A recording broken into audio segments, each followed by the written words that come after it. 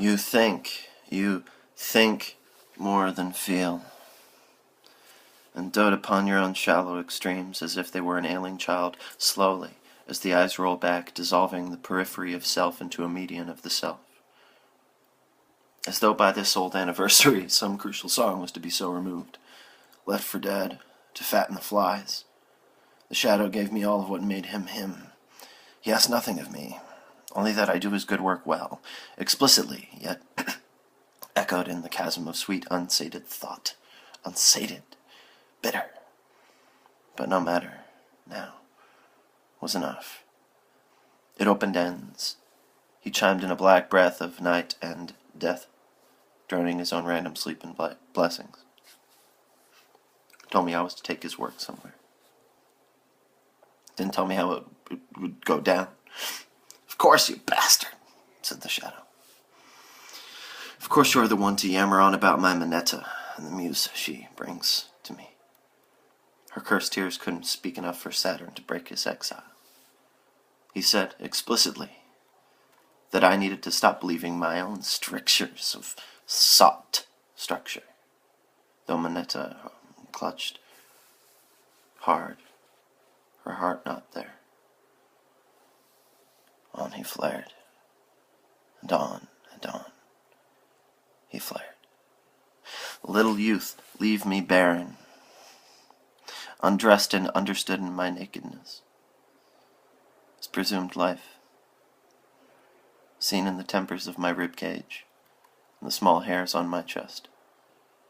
Taste the suffering and the sweat, and deny. Tell me you get it in a concentrated part, as concentrated as atoms into flesh. Tell me you feel this. Touch of my hand against your skin, hanging like a veil over the tedium of the work of your bones, the tedious circulation of blood, the perpetual creations, that like all things have become what they distribute, and become fallow. In your brain, the void plays out and becomes something, but something curiously deficient. Yet, I will consider the movement of the day, for the day and the night drop equally from the world. For time has made all the light and darkness a rending. This rending considers the day as hindrance and the night as relief. She does not live within this sense of things. She does not live the concept. For the concept is strange enough to rend it from itself as the day from night. It is quite complicated, thus flawed. For the flaws of things are only such if the thing is complicated. The night and day are complicated. They are division. They are an idea made two things, two different things, two things that are so precious, so very flawed and precious. She is that rending that is perfect in the world. The schematics of your body. The creases in your neck that glint in the light with perspiration. Your interminable breath, the breath of ages. Tell me you see this. Tell me you see yourself and know only yourself, and that all things, though not a part of you, will part in you, as a flower blooms. That is, as the enclosure opens to reveal a small, yielding center. Give me your graces. Know not the universe. Know only that who you are is how you meant to be. That is, in the absence of love, all things, it seems, deride you.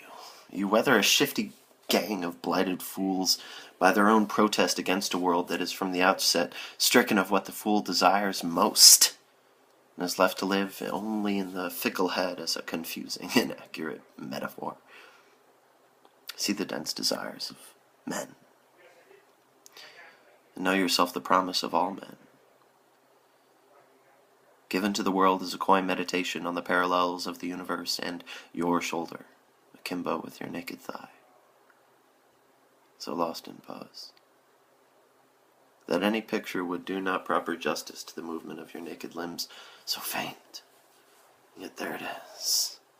The special kind of kinetic pressures moving in relative syncopation with one another. Grope, please, ignite.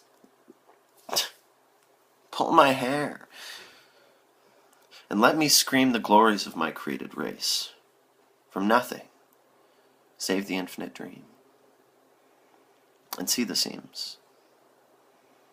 See how they are stapled together, as though one wrong move would rend together the particles of life and leave us walking on our hands. And leave my hands without your hands, to squeeze hardly in weakness. And without a familiar creature strong enough to hold under my largesse, besides the pastoral earth that trembles under the weight of my assimilated self. You say you will sleep. Do not close your eyes. I hold you together with staples, unsure of whether or not the tether holding things together will be broken. Leave me walking on my hands. Leave the little youth abandoned, this frustrated youth, this innocence twain, then mended, and yet not the same as before. But do not worry, you. You have your own problems, your own mistakes to rectify and even fix, even make things better than before if you wish. It does not matter to me. My wisdom of you is found in intimacy, and in the spaces of my ribs, and in the eternity of your desperate heart beating between dilemmas.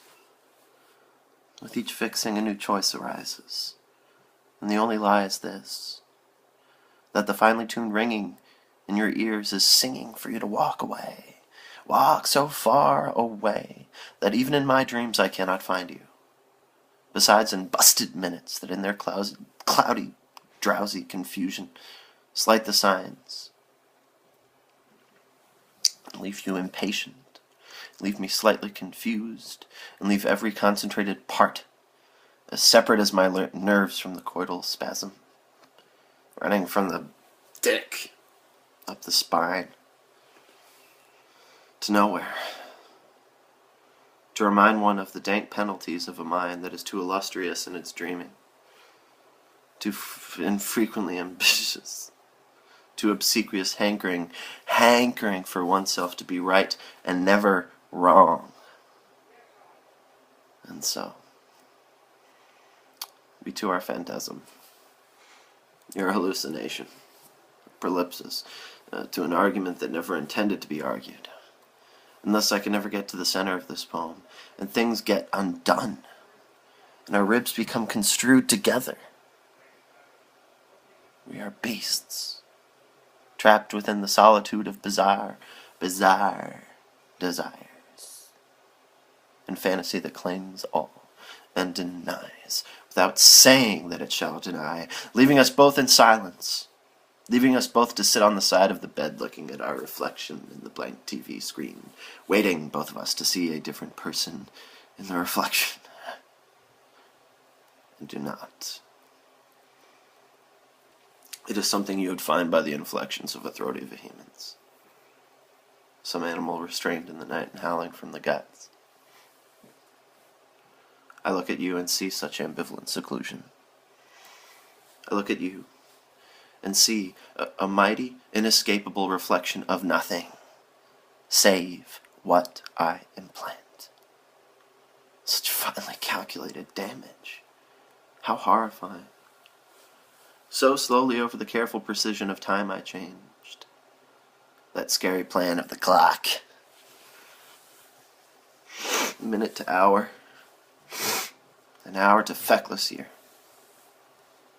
Our flaky judgment of time is duped into believing that due to the expanse, that due to the length of it, that due to the complete absence of effort needed for 1 second to usurp the one preceding it, in our world of conflict, well, we believe such ease seems, well, the product of something ingenuous, when it is quite deliberate, pernicious, as those spectral perspectives of ourselves, which time will drain from who we were, and now, and then, we are another person.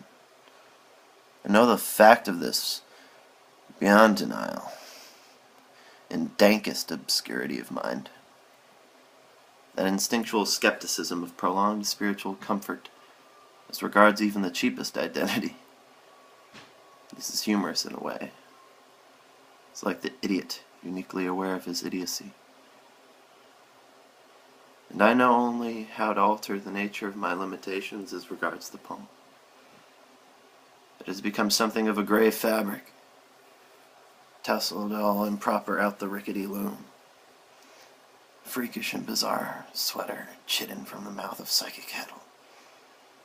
Such is my lorn attempt at ending the riddle, for all and for once. And have I little left to say that would not further malign the vacant hesitance of my splintered voice? If I were to speak after such a laugh, it would have been better to be silent for a time. Then follow that with a stupid phrase or forgettable comment, rather than making, by barking, laughter, loud and inhuman. That itself speaks of a primitiveness. And the dark plus of shame, upon shame, in these sundry notes, these spastic ha-has, content to make a petty music, the brittle hitherto of sarcastic life. But enough of these depressing things. So long I have had to mull things over, to resist change, to let change come falsely, to make time for my thoughts. My thoughts are now all I can think of, and what I think of is her. She is the vision of my name, and she does not let me sleep. Her approximation itself plays vigil in my mind. She lives in this altitude above my head, and will haunt me until I am dead, left to become a ghost that haunts others. A painful piece that I catch on like a fucking nail. I see her face, and no other face. This cloud, this apparent cloud of people on the street, I see in the rapport of young and old, of old and young, I see the figments of the schemes by which they live. I see the seeming portals of little attitudes through which each human passes, reaction to reaction, slaving to reach the numbering platitudes of contentions or gratifications between simplicities and complexities. And also the farthest ends of both, just once attained, and again a different way, depending on the figment to be approached. Yet to me her shadow in it all stays more or less the same. Yeah. Written in the phlegmatic glory beneath each face through to the palette, the nakedest palette of this cloud of equipages. They all of them contain the figure of her miracle. She is there and soon departs, only to be revealed again. This time the spare foundations of her eyes is there. Behind all eyes there are to see this happy delusion held aloft by the crumbling scuds of recollection. Yeah. I find the imprint of her glance, traipsing in the active mull, the sequence of another's look. In unfinished residuum find the delicate planet of her sacrosanct. Surprising it is made a stronger memory by the tragic perpetuity of this broken muscle, this device that grows abnormal, growing more and more abnormal by the bod of years undone. It stutters with a growing spavination under the prison of my crooked ribs. In the sty of these assembled guts, I feel her pretty heat. And in the tone of her voice is lost to memory, but something was in it. some creeping life that hovers like a sentimental holiness, sounding like a priest the words of heaven in the church. I try to imagine another world in which I am not plagued by these stilted chains of thought contiguously woven into living, and living strung out to senselessness between boredom and fatigue. I seem to purposely mangle her power over me into some sort of indefiniteness, as if it were involved too much in too many parts of my happiness. And in terms of that happiness, to be truly happy, well, the only way I could lift up the sad heft of it, to be placed on the shelf across from the other shelf where I keep the good things. The only way to lift up such a beautiful aberration as this would be to figure it into something less than what it was. The decision is made by someone else inside my brain to let go and deceive myself into thinking that my thoughts will not again seduce me to regard a circular question that is the subject of her eyes. She has the darkness of a saint. Her body conforms to the shape of my hand. The sound of her is desperate and cloying. She has fixed her eyes in her mouth, and this language is a breath of her. The peaceful, muttering message of language is there, is her, and all that is lain within her dark, empathic eyes. These whispers, these figurations, are they not the birth of an answer already told in a deadly human? Or are they whispers milling out the sense like water around a wheel? Had not this removal of heat from bones shown to me the probity of my own psyche, I would have said that I had been starved, my energy beaten out, until all that is left is lifeless and woebegone. But no, what I originally presumed was destructive was in actuality a wise chance taken without knowing the outcome. Thus I live between living. Not really living, but in my own sanctified past that curtails my future into the present. A past that is vivid and dark, like her eyes, at least from what I can remember. Thought between living. Thought, another life. Thinking of another life that contends with this one. The panic of an abyss. Senseless portal in my chest that leads to another trembling life. His living opening up like an abyss. Like some thin words of respect.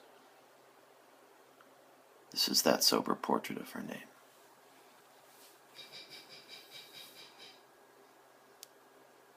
You are the whining deep in the emaciated night thicket that, by this weary lozenge of stone transposed, roomy with moss I have forgotten. By that one dead thing I've oughted to honor with these useless words. I go and build a grave on ruin, awful cataclysm. I've refused to bury the herd of thoughts on what and who and where. Bury the nettles of my discontent along with you. They don't shut up. Unless I too know, if dormant in me that wondrous image, while the lozenge of stone remains the one I use. Attribute too much. Should rather have made the celebrant clearer that it was for what was, for that is the important thing. But what is not remembered, not, that is, of your deep. It grew, then weakened, as what's neither gay nor sad, but fleet as wind, and die in the crud of my dismal thicket veins. Remember graves.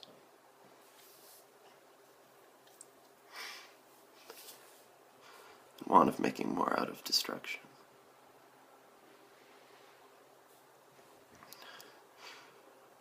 Want of taking all my thoughts down with the current of inevitable dissatisfaction. A few parties.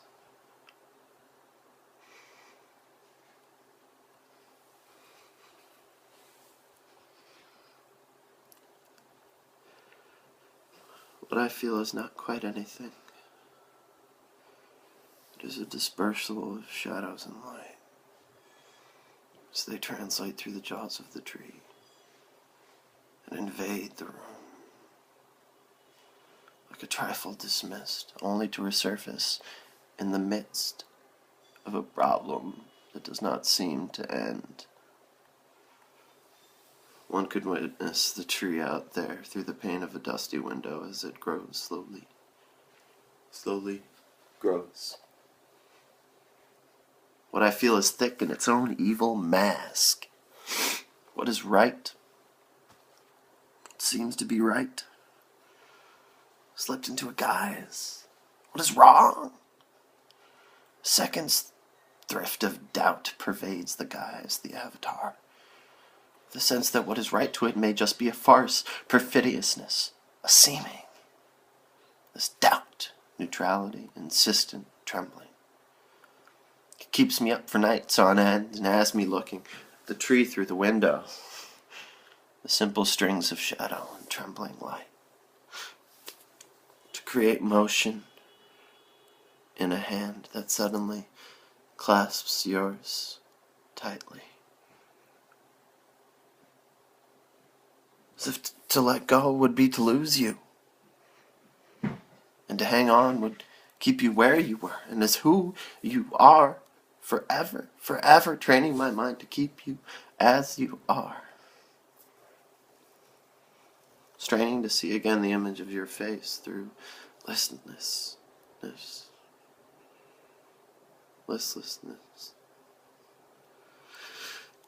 There's something going on right now. Something different. My focus is elsewhere. My focus is on the tree, on the house, that side of the house rather than you. The tree is green, and though green becomes the sample of other colors, other distinct worlds of the purple sun. In other words, there can be colors not made of colors. You try and tell me things are not bad, but worse than you had originally thought. You were happy about this because at least it was something important enough to cause distress.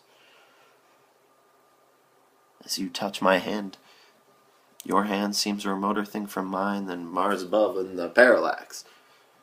I look into your eyes and see a face in each iris. A different face, a different accuser. I have two faces, each one abrupt, in the choosing of a reaction, perhaps. The will to give a heavy hand to gestures. To listen to people speak and hear something different will tell me what you are trying to do with your hand. Your look, meditating in earnest, speaking half-heartedly. Though you try and hold back your feelings of ambivalence, there is still much to squeeze or dredge up from the experience, the red flags, the quarreling, and yet above it all, the parts of hope slowly coming together. That is until mistakes grew in the eye too much. So that even the most insignificant of them could not be rectified. Morbid experiences hold no depth, but in whatever name I slap on the darkness, I presume the name that I slap to be the real deal. In reality, there is no catharsis, no yearning for a new destination. Only spangled time, a grunt collapsing and starting again like starting a chainsaw. Perhaps in the bloom of change, time will soon catch up and overtakes change, pursuing a limited paraphrase of time. Cheap facsimile. So I think of the tree outside, seen from the window, and of your hand gently on mine. And I think most of all of you as you look at me and see nothing.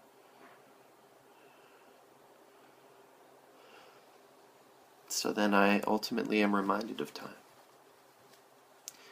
which holds in it something meaningless, something in the classical nothingness of time.